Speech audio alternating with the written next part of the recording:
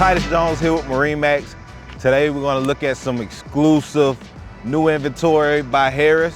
We got a 2026 210 cruiser here. This is all white with the blackout package. You got the lily pad ladder, which is a new feature by Harris.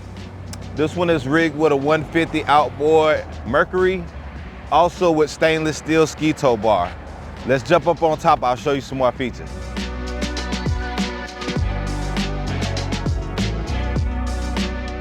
Up here, we're on top side of the Harris 210 cruiser.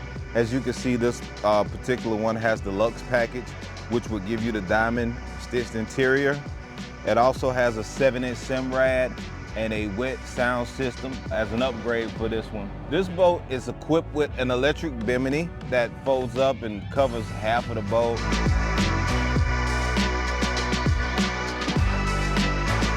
If you want to come look at this boat some more, maybe take it for a cruise, come see me, Titus Jones here at MarineMax, Fort Walton Beach.